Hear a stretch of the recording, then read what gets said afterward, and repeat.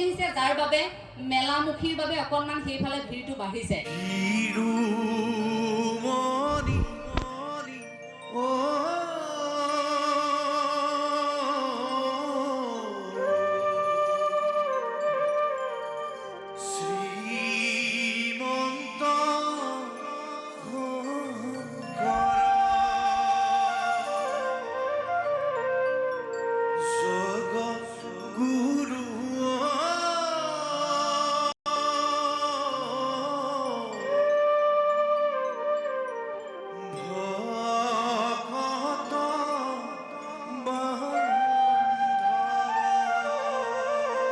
শ্ৰীমন্ত শংকৰদেৱ সংঘৰ যোৰহাট অধিৱেশনৰ নিশাৰ পৰিৱেশ। নিশাও লাখ লাখ ভক্তৰ আগমন হৈছে। এটা আধ্যাত্মিক পৰিৱেশে বিৰাজ কৰিছে মূল তোৰণ, আৰু মূল তোৰণত আমি নিশাৰ পৰিৱেশ দেখুওৱাৰ চেষ্টা চলাম। আৰু এই সোঁ দিশত যদি আমি চাওঁ, এনেদৰে ইয়াত নাটঘৰ, আৰু নাটঘৰত ভাওনা আৰম্ভ হৈছে, অংকীয়া ভাওনা।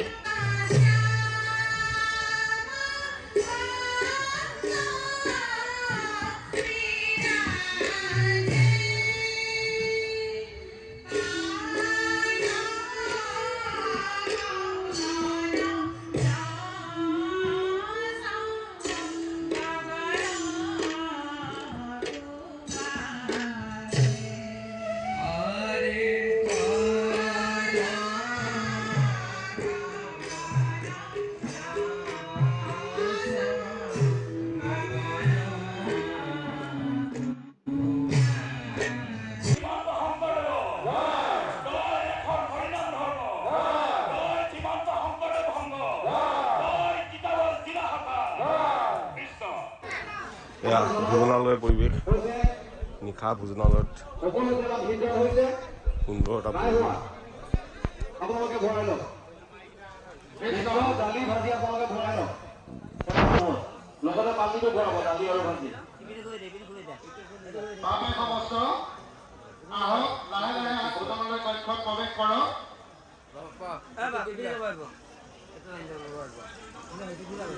আমাৰ মুখ্য দুৱাৰৰ সন্মুখত অলপ ভিৰ বেছিকৈ দেখা গৈছে। অনুৰোধ জনাইছো যাতে বাপাই সমগ্ৰভাৱে তীক্ষ্ণ দৃষ্টি ৰাখিব। অকমানি অকমানি কেঁচুৱা মাতৃসকলৰ পৰা দেখা গৈছে, যাতে তেখেতসকলে কোনো ধৰণৰ অসুবিধাৰ সন্মুখীন নহয়, তাৰ প্ৰতি আমাৰ সেৱক সেৱিকাসকলে দৃষ্টি ৰাখিব। আগলৈ গৈ থাকক, 8 নম্বৰ গলিটো সম্পূৰ্ণ ভৰ্তি কৰি দিয়ক। 8 নম্বৰ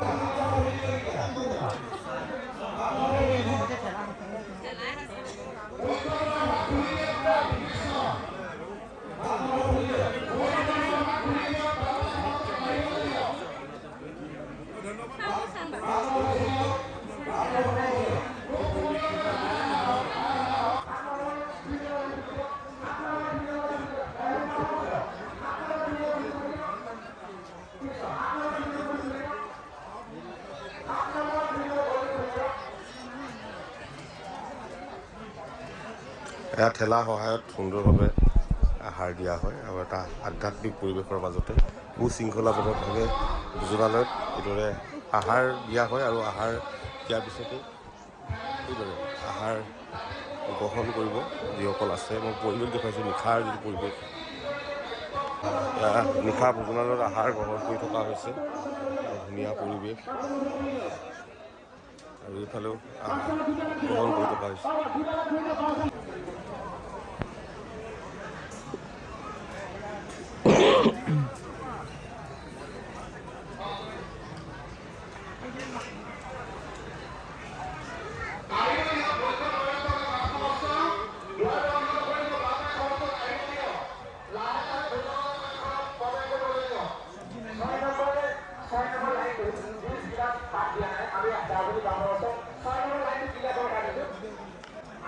আমি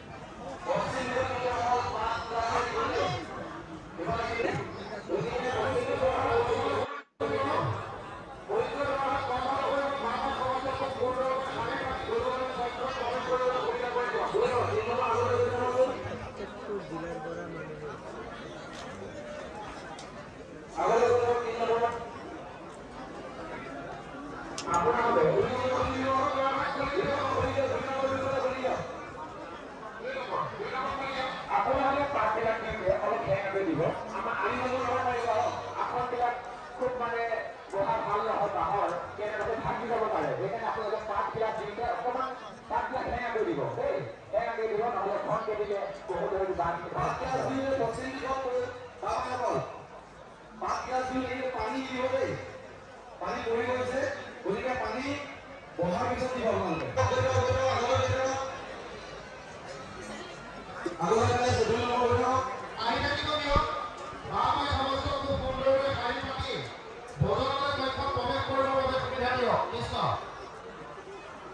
আমাৰ সেৱা বাহিনীৰ দায়িত্বত থকা সদস্যসকলে যাতে বাপা সমস্ত প্ৰৱেশ কৰোঁতে কোনো ধৰণৰ অসুবিধাৰ সন্মুখীন নহয় তাৰ বাবে